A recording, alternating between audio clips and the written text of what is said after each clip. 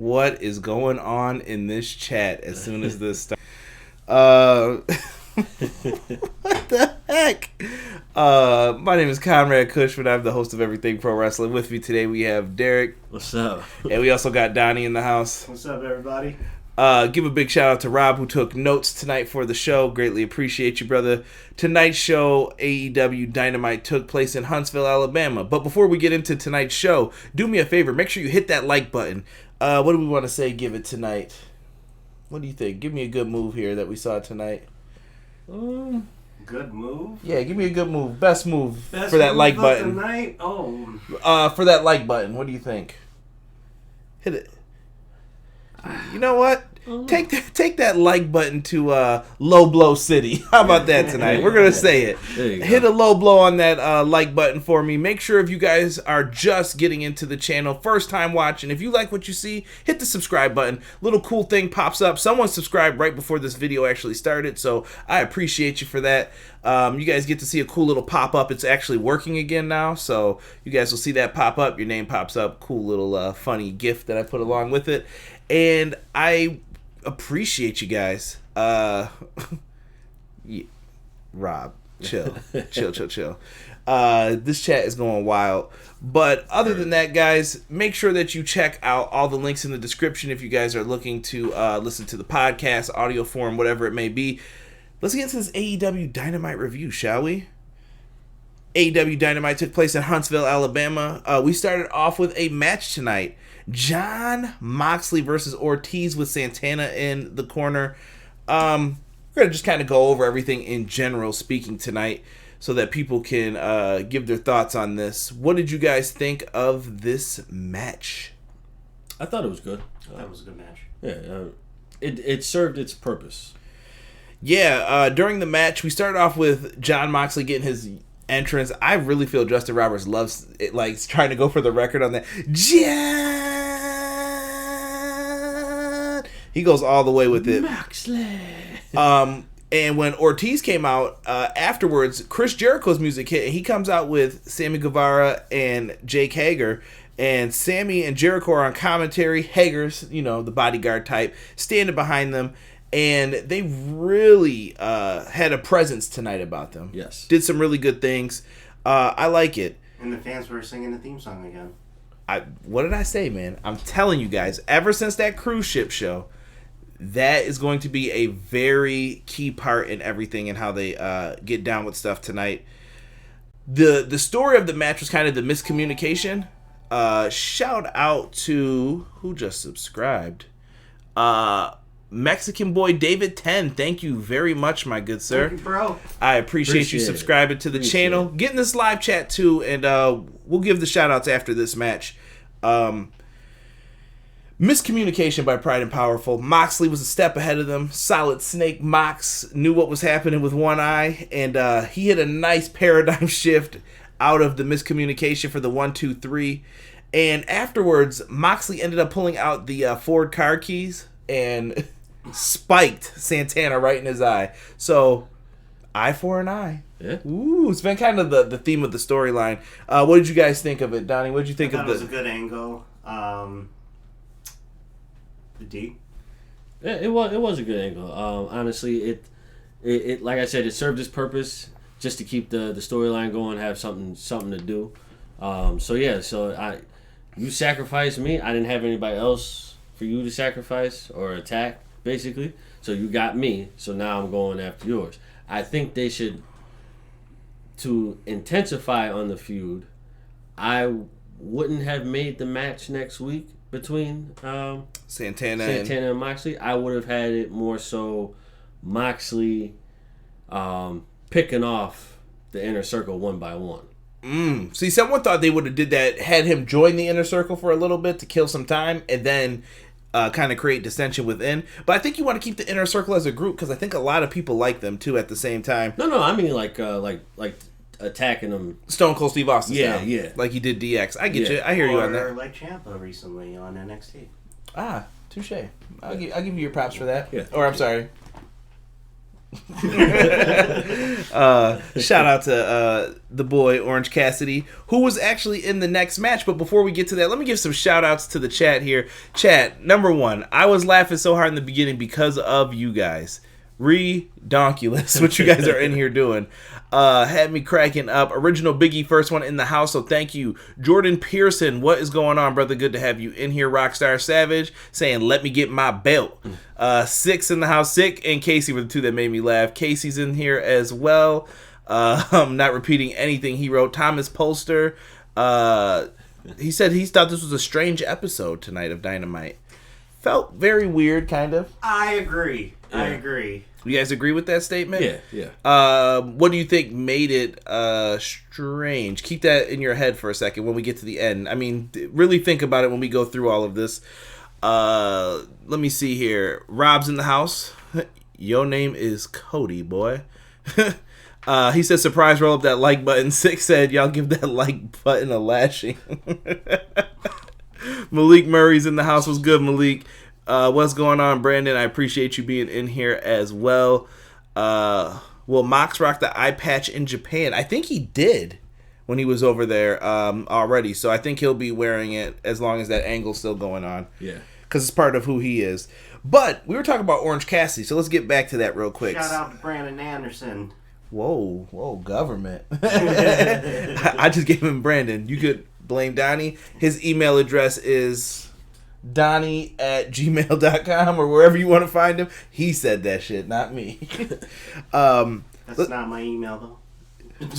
Send it to somebody. Let's get to the next match. Best Friends with Orange Cassidy versus SCU. Interesting tag team match right now. SCU's trying to rebound after losing the tag team titles, and we've got the Best Friends with their over friend Orange Cassidy.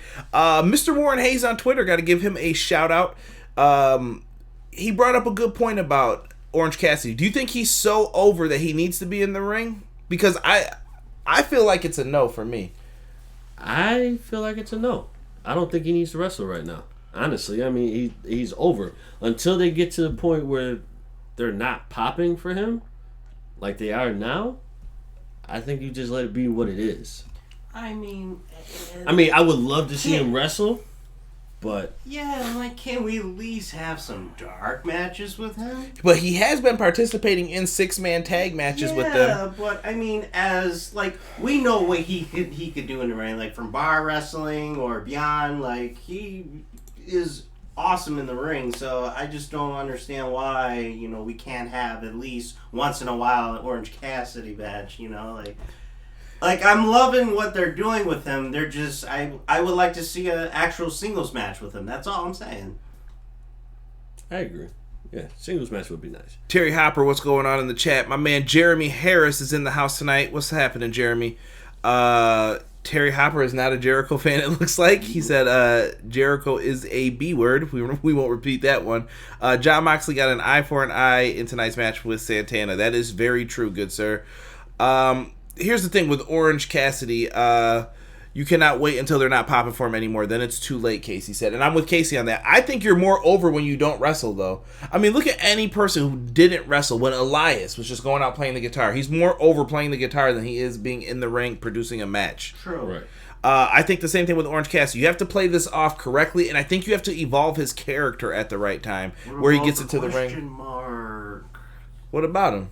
But he's over because of He's doing both. His gimmick. Yeah, but what Orange Cassidy's over for, he's got to flip that and reverse that. You need the right story to tell with it, I think. That's just how I feel. Yeah, because... But still, don't you want to see at least once in a while him in a singles match? I'm okay with him doing this for now. I'm not saying every week. I'm just saying, like... But then who do you set him up with? I think he has to go against like an MJF. When MJF's done with Cody, maybe you put him against him, and then he'll finally say, you know what? I'm tired of playing around and being lazy. I'm going to show you what I can do. Because he's actually a good wrestler. That's what I'm saying. He can have a great match with Phoenix. He can, but I think what has to happen is there has to be something thought-provoking. If he wants to get to this level, he's got to do it right. It's everything's all about timing, like Casey said. It's just got to be the right thing. I think he'll be pending the Dark Order tag team within the next few weeks, Rob says. Ooh, I like that. PR Nightmare, just skip me, Mr. Conrad. I'm getting to you. Hold on now, PR Nightmare. Take it easy, Nelson. What's going on, brother? I'm showing love. You were in here a little late too. Just saying. I'm just saying. You know what time it starts? 10 o'clock Eastern Standard Time, and we started even a little late too. So, let's get into this though. This was a good back and forth match. We know what to expect. All the teams hit their usual spots in this one. I thought they really picked it up nice, and when they were going for Storm Zero, that is the finisher of the Best Friends, it gets blocked, and Scorpio Sky hits a super kick, and Kazarian hits the code red for the 1-2-3. SCU picks up the win. But then here comes the Dark Order with all of their minions, and Derek, those are your boys. So exactly. I'm going to let you talk about it and handle it with them. Because honestly, bro, I feel like it has to be. This has to happen. The Dark Order has to happen. It needs to happen. There's no and them going after Christopher Daniels, it makes complete sense as to why he wasn't out there. Christopher Daniels is targeted by the Dark Order. The Dark Order is making their presence the way they should have been in the beginning. Now, yes, you got to remember that this is just a start out for them in the beginning.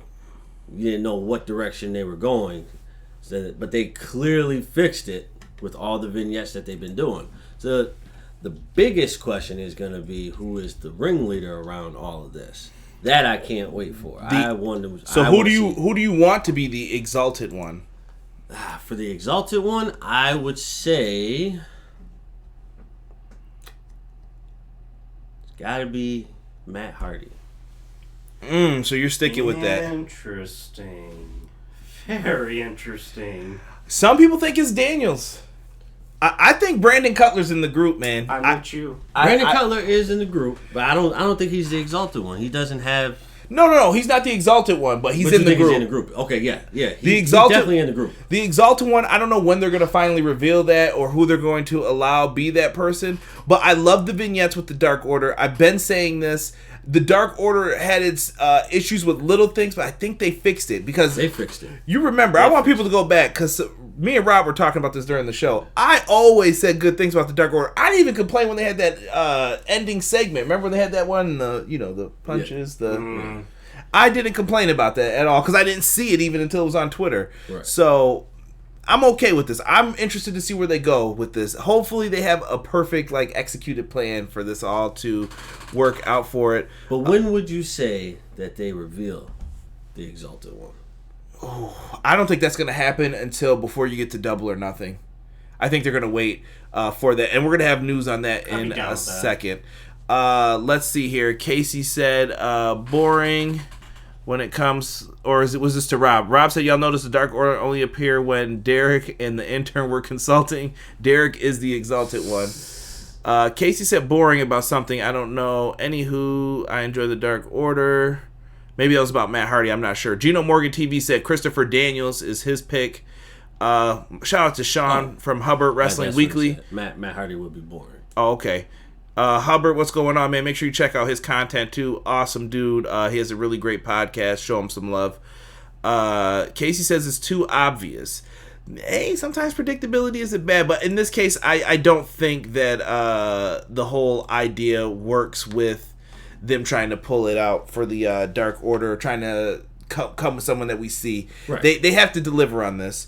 But in all of this, Daniels comes out to fight the Dark Order, saying, come on, fight me, but he's never touched. Right. I think this is the ultimate sign of deception to make him look like the bad guy. One of my favorite storylines where they try to make someone look like the bad guy is Lex Luger Tatanka.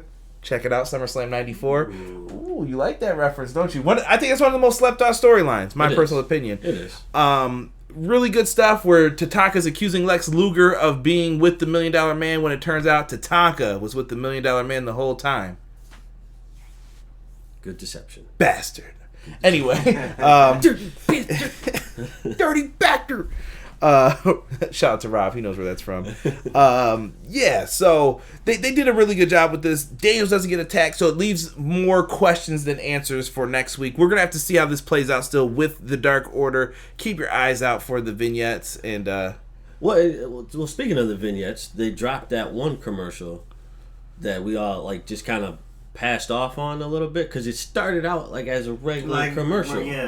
Yeah, we had our heads down. We thought it was for like some medicine or something. Yeah, like that. They caught us off guard, and then like 10 seconds after it started, we were like, wait, what? And we looked up, and it was just like, yo, this is why the Dark Order has been done correctly and is over, in my opinion. Now, other people may not see it that way. Yes, other people may not see it that way. That's how I see it. Rockstar Savage says he thinks it should happen at the end of March with Matt Hardy. Rob says, how mad would you be if Brandon Cutler turns out to be the leader and it's just a big Dungeons and Dragons faction? I would be extremely pissed. Hubbard Weekly Wrestling says the Dark Order equals the Corporate Ministry 2.0 and it's being done very well. They must wait to do the reveal until Double or Nothing. I agree. Casey says, I'd love that, Rob. I'll play with them. Let me in for the initiative. See? Come on, Casey. I got you, brother. No one's joining the Dark Order here right now. Let's get to the next match. We've got the match that me and Donnie were looking forward to. Woo! Britt Baker versus Yuka Sakazaki. Now, bite that curve. Whoa, this was a weird match here. Shout out to Yuka's pyro though in this. Like Yuka got some good pyro. She definitely got some good pyro, man. I'm not gonna front. I'm a big fan of Yuka Sakazaki. I love her work and what she is able to accomplish. I love her energy. Yeah, she's really good, and I think it's the genie pants, bro. I'm not gonna front. It's even the little earring attached to the. Hey, you can ask any one of us, Donnie, C, Rob. She was the one that got me hooked on AEW. If it wasn't for her, I think I wouldn't be sold on it just yet. But when she came in, what was it, Double or Nothing, right? I think it was Double or Nothing, right? Yeah, when she came in at Double or Nothing, she reeled me in. Yeah, Yuka's really great in this match. They had a nice back and forth feel to it. It was very short, but what did you guys think? Was it kind of awkward still to you, this match? A little, Britt Baker is just too damn awkward. I don't want to say awkward. Not awkward. She is awkward, but it's not that. It's something about she just thinks too much. She thinks way too much about everything that she's doing. You can see the wheels turning. Like, all right, I gotta be here. All right, I gotta be here. All right, this is the move. All right, she's thinking too much. Maybe stop it. Just go. Just go. Maybe she's not ready for this position yet. Maybe she needs to work more. Because you got to remember, she was always a part-time wrestler, part-time dentist. She was kind of trying to balance both. I will give her the benefit of the doubt for that. But somewhere down the line, you're going to have to start kind of reeling it in.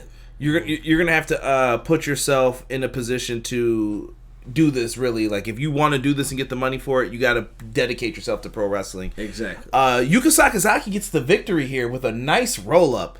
I'm all for a good roll-up. I thought it was very well done. Something different. She hooked the leg, and she had one leg kicking up. Britt Baker couldn't get out of it. I like it. It was kind of a surprise victory for her here. And she gets the roll-up win after, and then... Oh, my God. This is painful to even talk about. Donnie, do you want to describe what she made her do to the rope? How did she attack her first? She just nailed her from behind. She nailed her from behind with the ring bell. Mm-hmm. And then Aubrey took it after Took it when she was about to hit her again with it. Yes. And then she does something so brutal. She takes her American History X style. She made her bite the rope. And then, kicked her head down onto the rope, and the rope, ricocheted back into her mouth.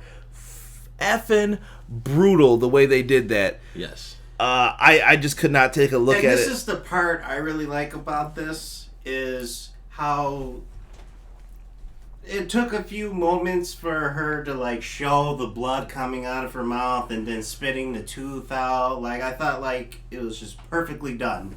Yeah, because it looked like you were building up, something happened. It was oh, okay. It just wasn't automatic. She stepped on her, lost her tooth, now she's bleeding. No, it took its time. All right, yeah, you knocked her tooth out, but we all know blood just doesn't go gushing out as soon as something happens. And Britt Baker's pretty nasty because after her mouth was bleeding, she did lock her in the lockjaw submission. Oh, that's right, yeah. And hook it in on her.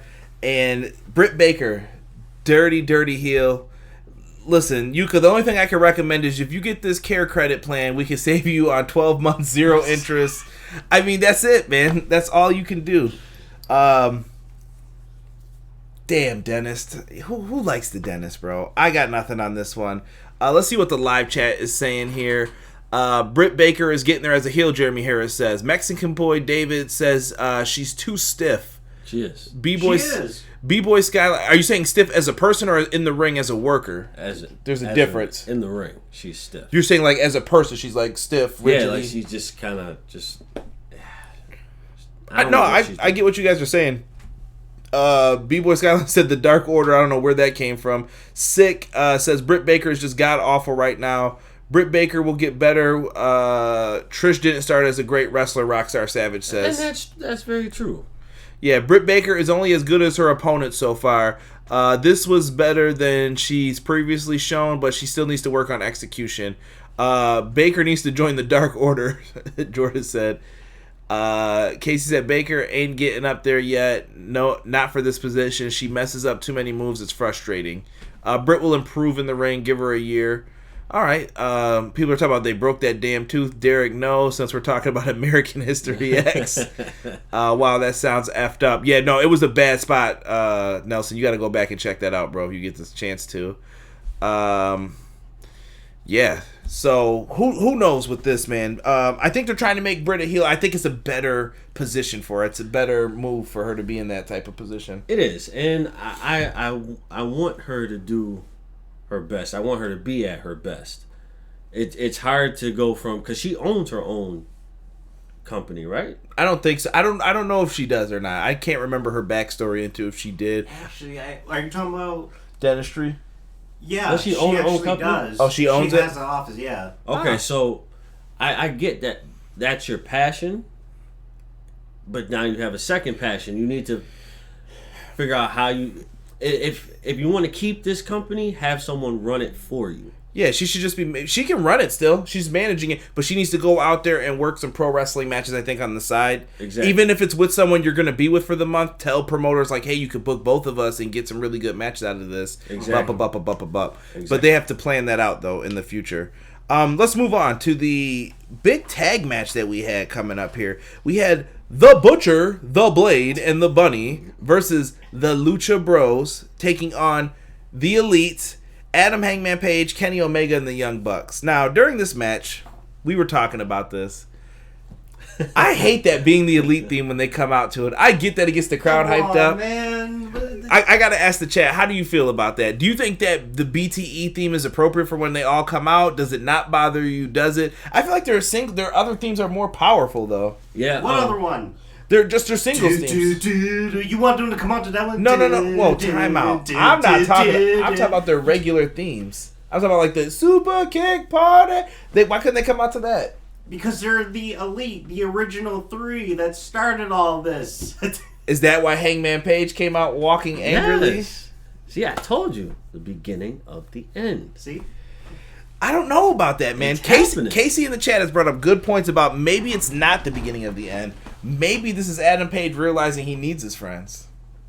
It could go that way. It could go that way. But it's not.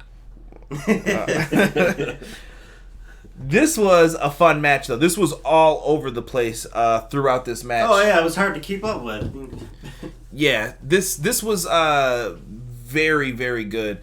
The idea of the Bucks just jumping around all over the place. I thought Nick Jackson hurt himself at one point when he did that move to the floor. He landed right on his knee, but he looked like he was okay. You know who was all over the place with this match the most? Oh, boy. I would say Nick Jackson was probably second, but Phoenix was everywhere, man. Yeah, Ray Phoenix shooting out of the ring like a torpedo, just doing crazy stuff, man. Yeah, I mean, that's Ray Phoenix's job, though. I mean, Ray Phoenix is the, like, I don't know what to call him. He is just the pew, pew, pew, pew, pew. He's just bouncing off the walls, dude. He's the epitome of... Luchador. Yeah. Star-studded, high-flying.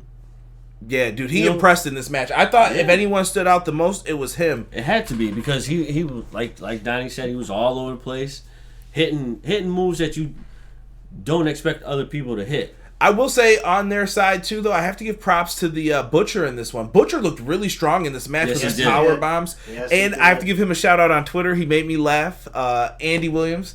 If you guys didn't know, he's in a rock band called Every Time I Die. He must have been recording for an album or something. He said, all right, guys, I got to stop recording because I got to go beat up 4 pricks real quick. And he said, I'll see you on Wednesday. And it was absolutely amazing. That's not an exact quote. I'm paraphrasing, but he did a really good job in this match, and I was impressed. And same with the Blade. Same with the Blade, man. I thought the Blade did really good in this one. He held it down. This was a good match. This was very awkward. This match, though, too. It was. It felt too much. Yeah, I think having an 8-man tag for it should have been 3-on-3. Yeah. If you're gonna do that with the people that you have, you got to dumb it down a little bit, or not dumb it down, but you got to eliminate some a little bit, because when you have all 4 of them. You have, the Lucha Bros, then you got Kenny Omega, you got Hangman Page, and then you got the Bucks. You got the Bucks. The only 2 who are pretty much out of this equation as far as high-flying moves, the Butcher and the Blade. Yep. So that's too many people that can high-fly and do whatever versus 2 people who can't. You got options in this one. The main story is still being followed, is the Hangman Page and the Elite kind of stuff. Mm-hmm. He does not tag in the Young Bucks after they wanted the tag, and when he thinks that he's going for a big move, they get cut off by the Butcher and the Blade. They knock out the Young Bucks, take them out, and Phoenix and Pentagon end up hitting their tag team finisher in the end on Page for the 1-2-3. Big miscommunication between the entire team. This is going to come back later to haunt them, and we'll get into that. But like we said, man, the spots were telegraphed, but there were a lot of them, and it just seemed kind of all over the place. Tough for some people maybe to enjoy it. Rob put kind of sloppy, but picked up in the second half, and the Butcher and Blade finally got a win. That was something that a lot of people were complaining about last week. I hope you're happy. I called it. I said that I felt the heels were going to win this week. It was overdue for them to get the win. They did get the win, although I felt like they should have came out with the pin. Yeah, I think they should have got the pinfall here too, but maybe there's a reason. Yeah, I get it. You know, it's a win for them nonetheless, which is something that they needed. I think the tag division is so good. I was just speaking about this with Mags. I did his podcast today, so big shout out to Mags and Paul of the Badlands podcast. And we were on a different podcast though, me and Mags, and we were just speaking, and we were talking about how good the AEW tag division is. And when you really think about it, you can only have 5 teams in the top contender spot. These other teams, someone's got to be the person who's just there. Someone's got to be the person who's losing. And not everyone's going to be at the top. I mean, look at TH2. The Hybrid 2 is an amazing tag team. Right. You've seen what they've done in Lucha Underground, and it's kind of like, damn, dude, why aren't they in a better spot? Maybe they will be, but it's going to take some time. They've got their big players. You know, it's the Young Bucks, the Lucha Bros. It's all the best friends. Everybody in the top 5. They know who the big players are, who they want in the tag division right now. Right. Now, the big question is, are they obligated to AEW, or do they have separate obligations as to why we haven't been seeing them? As far as... all the teams are signed. So all the teams are signed. So then the big question is, why haven't we been seeing them? I think that they're just being split up on Dark, but someone's got to put teams over consistently, and It's been TH2 or the Butcher and the Blade, because they're not in the tag scene right now. So like, you're not being factored into big tag matches. So help put some people over at this point in time. It's going to change. I think we're going to see mix-ups eventually, and people are going to flip-flop. Give it time. Casey said it was awkward because they felt they needed to have everyone look good in the match, and sometimes that's just too much. Rockstar Savage said he liked this match. I hope they start doing... I like this match. AEW starting to do too many 6-man and 8-man tags. I think you need to get more people on the card, though. You have a large roster. You don't have 4 shows like WWE, so you need to have these types of matches here and there. I don't feel like they do it too much. Do you guys think they're doing too many tag matches? In the beginning, I felt like it seemed like there was nothing but tag matches. But now I think they evened it out. That's because that's what the Bucks, were all about. That WWE does not put on enough tag team wrestling where they are trying to prove everybody wrong. Like right. Tag team wrestling, is a huge part of professional wrestling. This is what I'm saying. When your division's so stacked, there's going to be people mad that certain guys aren't getting it. Wait your time. I'm sure they'll get their turn with it eventually. Now, we got to talk about what happens after this match. I think it was they came back from a commercial, and then we saw Pac on the screen, right? Yeah. Yes. So Pac's on screen, and he's backstage yelling at Kenny Omega, like it's right from Jump Street, and Rio's back there. Number one, Rio, when someone's yelling like that and they're in a feud with someone who's in the ring, run. But Rio stands there looking stupid for a little bit, and it just breaks my heart. Like, she just looks so innocent, just standing there. Well, but I think you got to also play out the fact that Rio's English isn't that great. No. But why didn't she run? I'm not talking about her speaking. No. Go. No, because what I'm saying is like her English isn't that great, so she may not have really understood what Pac was doing. You didn't understand when he beat up Michael Nakazawa? Come on, D. She may not have seen that. You don't watch the shows? Get out my company. She's got more than one obligation. Yeah, well, Rio just stands there, and you thought that Pac was a bastard. He threatened to hurt her. Kenny Omega eventually caves in, though, and gives him his match. He said, I'll give you whatever match you want. Just leave people alone at this point, because he wanted his rubber match. He's been begging for it. And don't shoot any more promos with him outside breathing in cold air. Let that man be warm, man.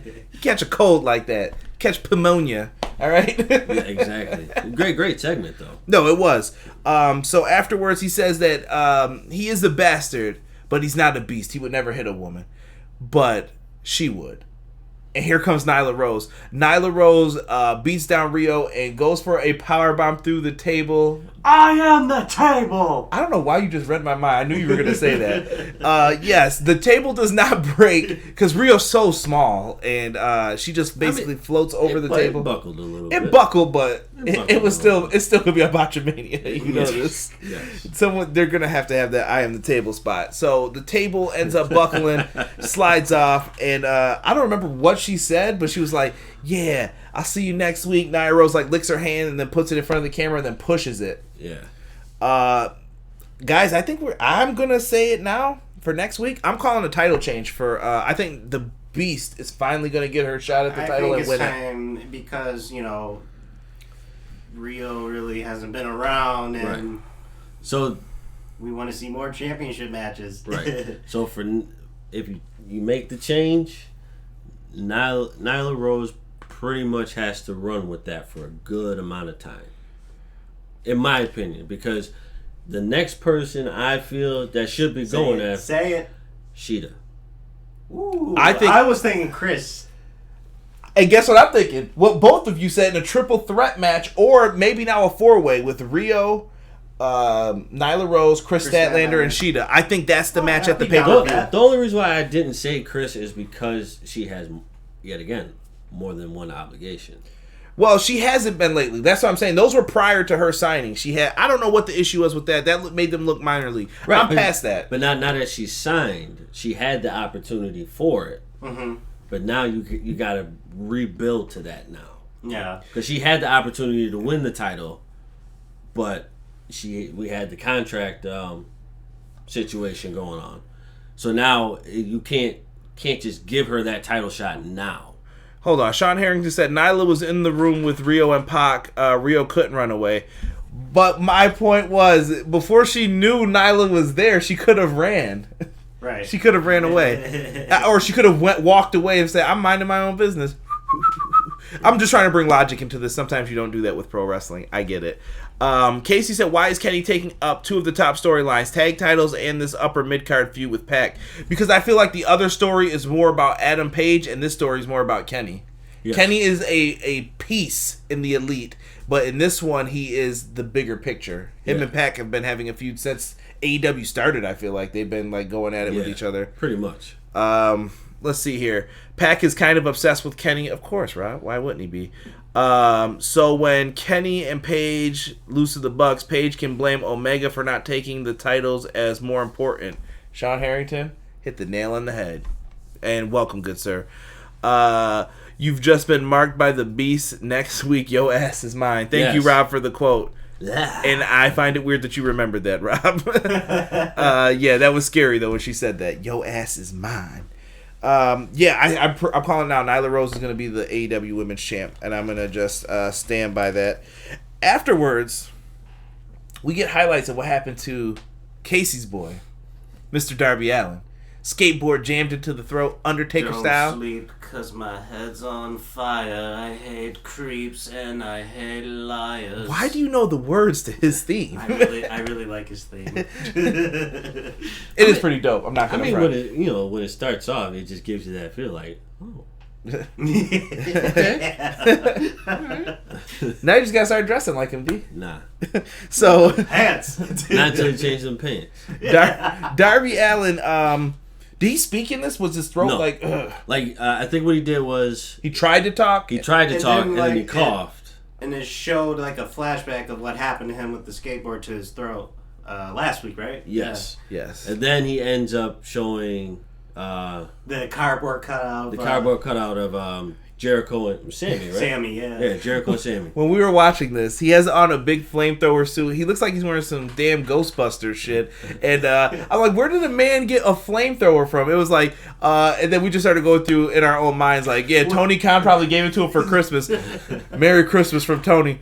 Thanks, Tony. I always wanted a flamethrower. Like, why did he have that? But Darby Allin's videos are cool, and I like the fact that he said, I don't remember where I was listening to an interview with him. I think it was with Meltzer. No, Meltzer or Alvarez, where they were talking, and he was just talking about how he shoots the videos when he wants. It's not really planned. He's like, if I feel like I come up with something for a feud, I'll be like, let's shoot it. Forget it. Let's do it now. I mean, it did look like they were shooting that in someone's backyard. So it was. And he said it's just him and his buddy with the phone. Like he just randomly gets an idea. He's like, let's do it. That's awesome. But you know what I liked about the end of that video is that after he, set the cardboard cutouts on fire, he looked into the camera. He had the blank stare, but then he smiles at the end of it. It's like that's Bray Wyatt-esque. Because Bray Wyatt would do that in his vignettes. I like the darkness behind Darby. It's like a good darkness, though. Yeah. Rob, it gave me chills down my spine. I was like, oh, I like that. Big shout out to my man R-Dub for being in the chat. R-Dub, what's going on, man? What up? Also, Rob said, I took the notes. I gave you credit for the notes in the beginning, good sir, if you were here.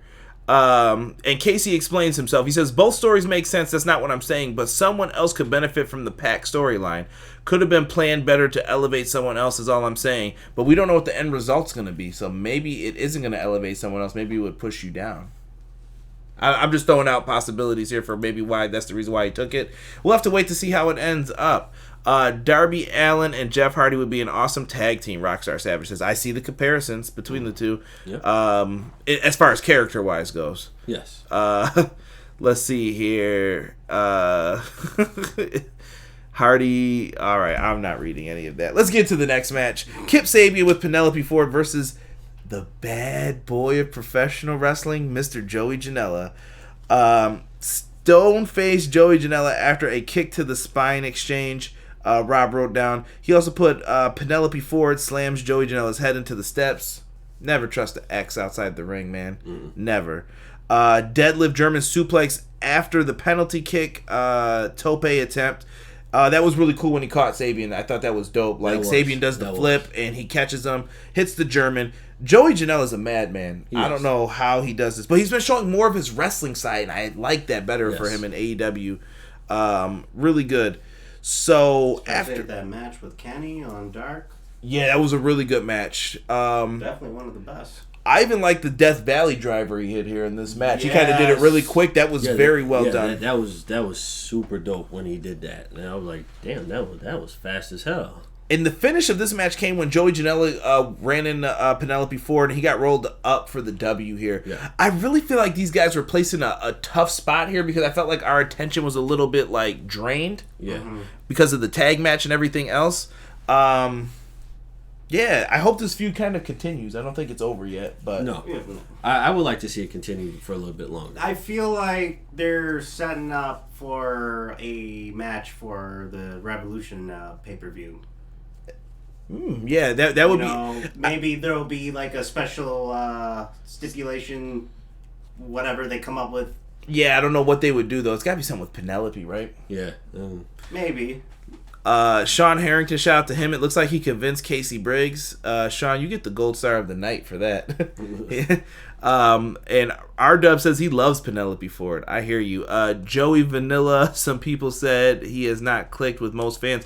I think he has. I think Joey Janela is fine. I think he wants to be in a spot that's higher than where he needs to be right now. Right. Yeah. From some of his talking tos, but Joey's amazing. I'm happy with where he is right now. Keep wrestling. I want to see you wrestle more than do the hardcore stuff. Save that for big matches and moments. You got to know when to pull it out, when to do it. So I am happy with what we got for this one. Then we go backstage to the Inner Circle being interviewed on some steps sitting down. Now Santana has the patch over his eye. Solid Snake Santana. Snake. Nice. Snake Griffin. Inappropriate Family Guy reference if you didn't know. Jericho gets the microphone, says "Shut your ass, Marvez," and kicks Alex Marvez out of the frame immediately. And basically next week they're saying Moxley's gonna pay, and it's gonna be an eye for an eye, Papa. So now I have a question for you. Actually, both of you. What did you guys think of Santana doing a promo? I thought it was good. That's like his first promo. Yeah, I thought Santana did fine. I thought he did good to me. Yeah, it was a good promo, you know. I think everybody who's been hanging out with Jericho in the Inner Circle has benefited from hanging out with him. I think Sammy has benefited the most. I think Sammy's benefited the most. He stood out the most, but I think I almost called them their old tag name. Ooh, almost got in trouble like being the Elite. No, man. I'm at the airport. That's the airport. Yeah, but I really thought that they did a good job with this. They really showed that we can cut great promos too. Just give us the chance. So keep your eye out for PNP. I think they're going to do some good things. Obi-Wan, I appreciate you. Snake, say something. Snake. Done. Joey, we're getting some more Joey Janela's. Penelope on a pole match. Oh, dear Lord. Eye for an eye match. They're going nuts in the chat. There you go. So this is the part where we got to the... What do we want to call this, Derek? The Dark Order commercial again. Yeah. And Rob said that this looked like a boner pill commercial. When things get hard, guys, you can always go to BlueChew.com. Tell them to sponsor everything pro wrestling. I will definitely put in all the segues and references. So when things get hard, when you got to take that long road down that beaten path, it's so hard. Tell them everything pro wrestling's got them for those pills. But really good promo. Like, you couldn't have told, if you didn't see this and you weren't paying attention, we thought it was a commercial, like a regular commercial. Yeah. The way they planned it out and the way that it was conducted, that was an excellent promo by the Dark Order. Mm-hmm. Yeah. Couldn't have asked for anything better than that. Hangman Page has a serious problem or a blessing if he can magically pull out pitchers of beer. Him and the Young Bucks got into it. He had a cup of beer in his hand at one point. The Bucks took the beer, and they kind of were like, hey, what's your problem? There is beef amongst the Elite. There's a problem with Hangman, and it's starting to kind of boil up a little bit into something. Casey disagrees with you, bro. I don't know. Happening. You both could be right. It's happening. But only one will be right. It's happening. So, Hangman has a serious problem or blessing. Like Rob said, if he could pull pictures from out of space or hammer space, whatever he put, he just busted out the picture and was just like, all right, I'm going to keep drinking this. I've got nothing. So, we find out some matches for next week, Donnie. Tag Team Battle Royal in 2 weeks for the number one contender spot. It's going to be a fun match. I know. Are we all going to say the Bucks win this? Yes. Does it seem like the Bucks win? Yes. I like it. Nice Inner Circle that you put in there, Sean Harrington in the chat. Just saw that. You don't take away a man's beer. Respect it. So we're all saying the Bucks probably win that. Yeah, they would have to. I mean, you never know. It could be the Lucha Bros. They just got the pinfall victory. Right. True, but then that defeats the purpose of them saying, "Well, actually, no, it wouldn't." Well, no, then it could be like... Never mind, because they didn't really... trying to climb up this ladder, but we got knocked down again. You know? Yeah, because they didn't really specify that they would be taking the titles. They said this will be the reason why you lose the titles next week. Yeah. Now, Pac versus Mox in 3 weeks is going to be a 30-minute Iron Man match, and I saw Sean Harrington bring this up. This is going to be a match. Yes, it is. What? You said Pac versus Mox. Oh, since Rob wants to take credit for the notes, Rob's taking credit for that error right there. Oh, yeah. Pac versus Omega. Correction. Pac versus Omega. I will take blame for that one. 30-minute Iron Man match in 3 weeks. These guys are gonna tear it up. Yeah, they are. I see a lot of blood coming. Oh, you think this is gonna be a bloody match? Yes. I think this is going to be. I think we're getting the WrestleMania 12 treatment. Yes, exactly. Thank you. The boyhood dream. Do do do do. Dun dun dun dun. Do do do do. Get the F out my ring. Yeah, no, this was this is gonna be good, man. I think we're gonna get a really good wrestling match, 30 minutes. And I think it's gonna be better than their All Out match. Ooh. It hasn't even happened yet. Bold prediction. Rob said F us for calling him out for his mistake. Sorry, Rob. And then we also have the cage match with Cody and Wardlow in 2 weeks. Atlanta. First steel cage match for AEW. And Wardlow's debut in an AEW ring. Yeah, I hope this is good. I hope he's been practicing. Do I save my thoughts for that match? Because I kind of have a really cool idea for the finish. It's an old school idea. I told Rob in a private chat. Do I bring it up now or do I wait? I'm interested since you said old school. All right. I've been thinking about this for weeks. So go back in time a little bit. Remember St. Valentine's Day Massacre where Big Show debuted against Stone Cold versus Vince McMahon? Mm-hmm. I think that's how you have Wardlow end up losing the match. You keep Wardlow strong by, number one, having him overpower Cody. Cody looks like he's in big trouble. He's not going to win. Cody fights back valiantly. And then right when you think Wardlow's got him in trouble, Wardlow's strength gets him in trouble. He accidentally puts him through the cage, or he does something that will end up costing him the match. But I don't know if they're going to do cage matches WCW style to where pinfall's a submission, but this is meant to keep people out, so there's going to be a top on the cage. We don't know what the cage is going to look like in AEW. Well, that's true. But if they do it that way, or if that happens, I still go with what you're talking about. You know, Wardlow is strong throughout the whole match. Hold on, pause this for a second. Rob, you shut up. WrestleMania 12 was great because Shawn Michaels finally got his moment. Don't you dare disrespect. It was great. He said WrestleMania 12's match was boring until the overtime, which is kind of true, but don't you dare disrespect. Some people say it's overrated. Some people love the match. It's a take it or leave it. Yeah. Continue, though, with Wardlow. Yeah, you have him show his strength, his power, and everything, but like you said, I agree with. You make his power his negative attribute. PR Nightmare said Paul White. He's old school. He remembers that. But do you remember what he did when he threw Austin into the cage? You have to figure out a way to make him do something crazy like that to where Cody still wins, but he looks strong. I think you just do something very simple like that. You have to, because you've built Wardlow up to be the bodyguard right now, so you got to do it. You said doo-doo. You think the cage will be links or bars? I think it's going to be links. I thought it was going to be blue with big squares. No. Hell no. That cage used to hurt, bro. That's why I got rid of that shit. I want to say it's bars. Let's get into the main event segment, shall we? Thank God none of us are wearing a belt. What's your name? Oh, for once I'm not. Thank goodness. Robert put, and I quote, "It's time for a effing beating. Yo name is Cody" for this segment. Thank you, Robert, for the notes. Make sure you show him some love in the chat.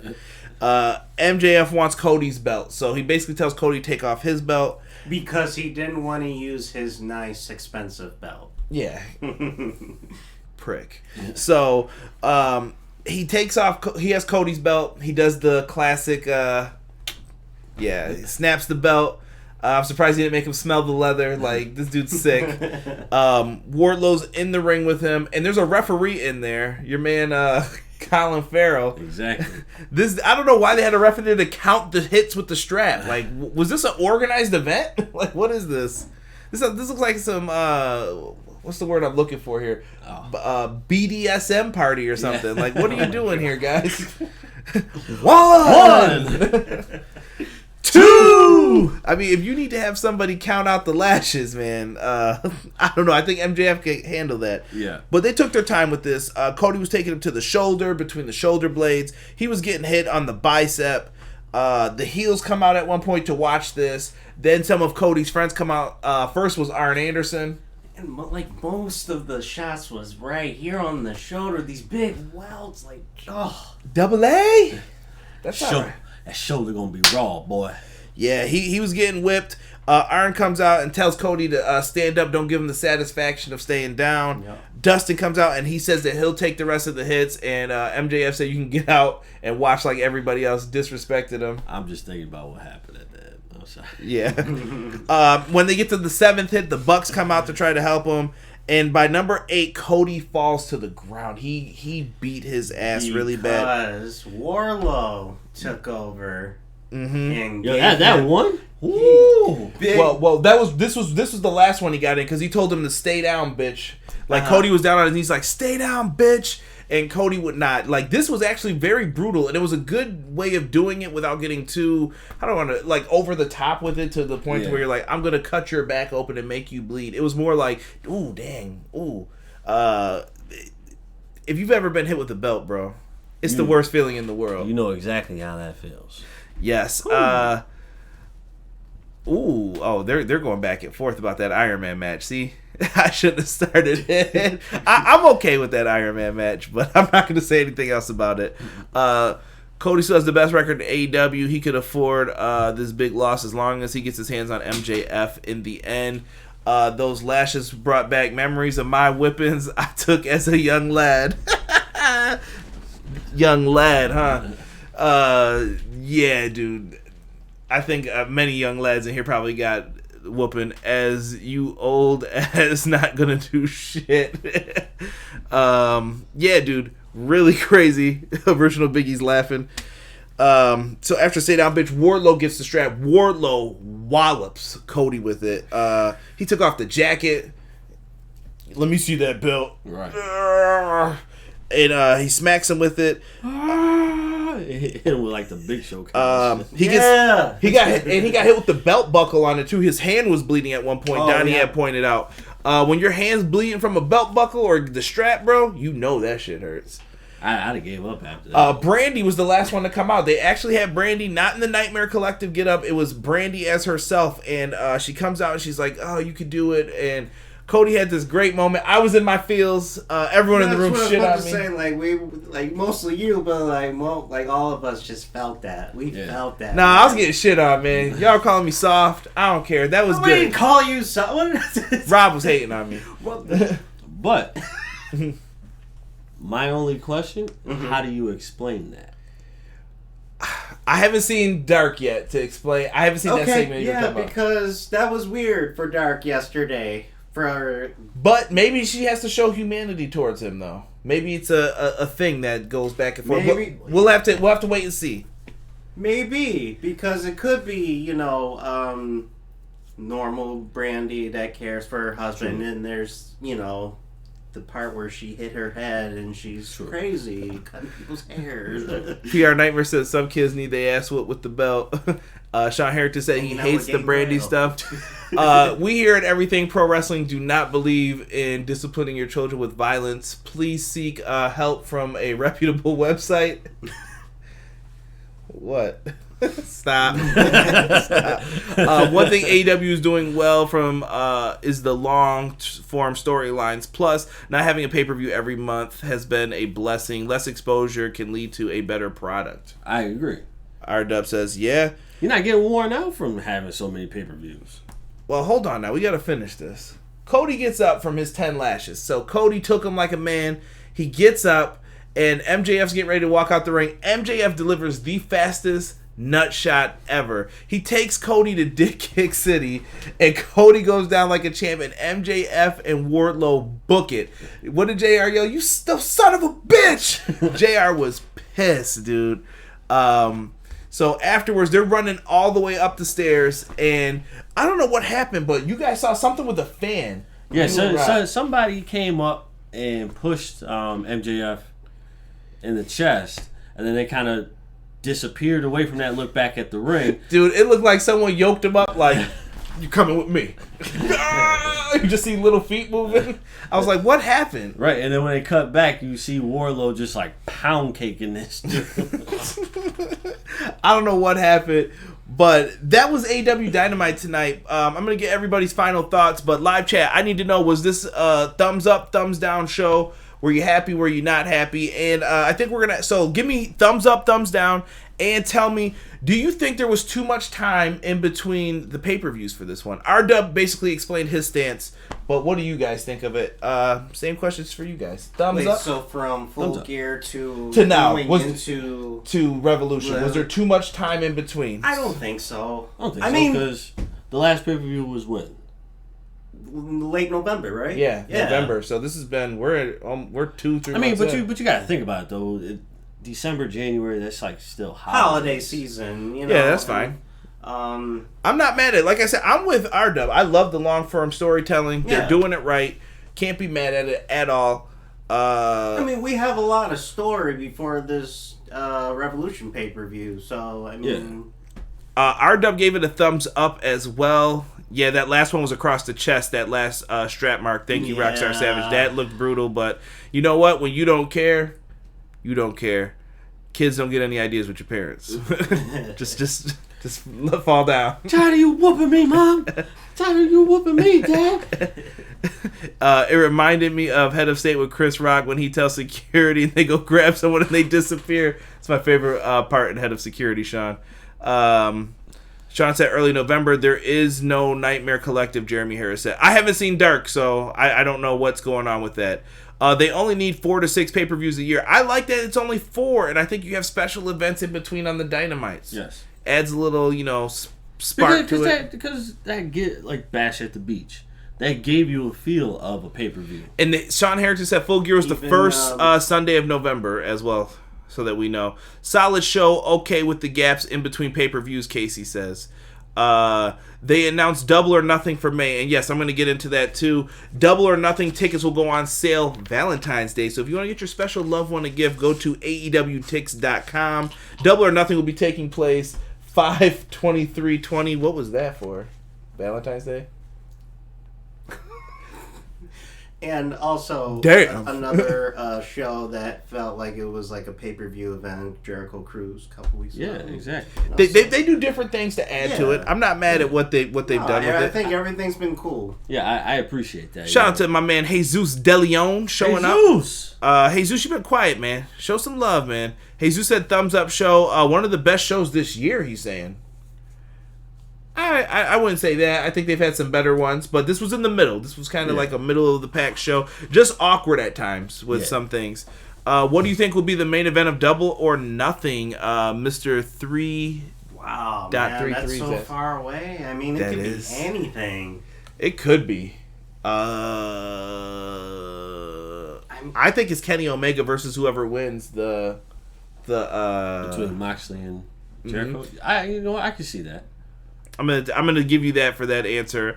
Let's see here. Gino Morgan TV said, laugh out loud. They did do the lashings on Black History Month. Come on, y'all. Come on, chat. Killing me. PR Nightmare says, wow, choke out. Jesus is here. Haven't seen him in a while. Rob says, what about 2 pay-per-views a quarter, breaks up the monotony during TV and doesn't oversaturate the product? I'm good. Nah, I'm good. I'm going to stay quiet now. You're all right, Jesus. You can speak your mind in here, brother. You're in a safe place. You're good. Rockstar Savage says, Moxley versus Omega at Double or Nothing. That is where it all started. True. I like that. That could be the match. Who knows, though? Kenny is facing Paige at Double or Nothing, Sean Harrington says. I like this. You know what I love about this? We can't predict what's going to happen, and it's a beautiful thing. Right. We don't know. And guess what? When I don't know and the storylines are good, buckle in. Mm-hmm. I can take a ride, and I don't have to worry about trying to predict what's going to happen and what we're going to be doing. Now, what's next up for the podcast? That was dope. Yeah, you like that? I did. I'm really good at segueing now. Blue Chew, holla at me. When things get hard, I got you. But it's so hard.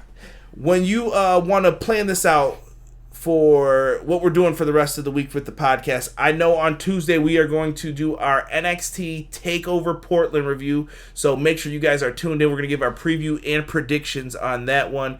We are also going to be having an AEW Dynamite show next week, so make sure you guys are tuned in to here. I appreciate everybody who came in here. If you are in the live chat, don't forget to hit a lashing on that like button for me real quick. Helps more people see the video, helps it pop up in people's feeds, so it's free, doesn't cost you anything, and I appreciate the help with the podcast. And RW and a lot of people are great. He says I get bullied here a lot by you. Just kidding. Shut up, Jesus. You don't get bullied. You're the real bully. Don't be a bully. Be a star. RW says that's what makes AEW great. Unpredictable. Nightmare. Okay. Jeremy Harris is letting me know. I'm going to go back and watch that, Jeremy. My fault. I'll stop if you want. All you have to do is ask. Yeah, PR Nightmare. Leave that boy alone. No, he's all right.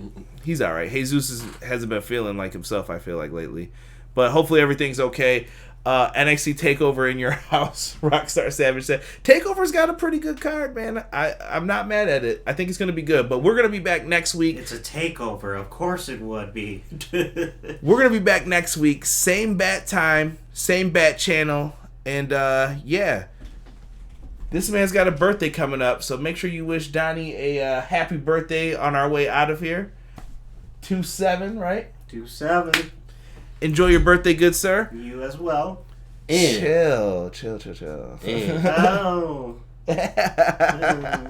Now they know that it's mine too. And Birds of Prey is on the horizon. Yeah, Birds of Prey comes out on Friday, so it's gonna be good. Just saw Bad Boys 3. Good movie if you guys wanna. I don't know. We're just throwing random stuff out here now at this point. I was talking about Conrad, not you, PR Nightmare. Thank you, Jesus. We appreciate you, brother. Need you in here being the mod that you are. But with that being said, guys, happy birthday. Thank you. Save it for Friday for both of us. All goody. I got nothing else to add to the show tonight. No, I'm good, brother. Thanks, everybody who joined us tonight. We really appreciate you. Yeah, this one over an hour, but we had a lot to talk about leading up to it. Oh, yeah.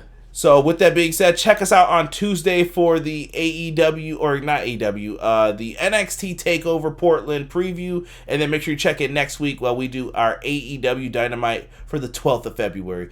Catch you guys next week. Peace. Derek, get your hand fixed.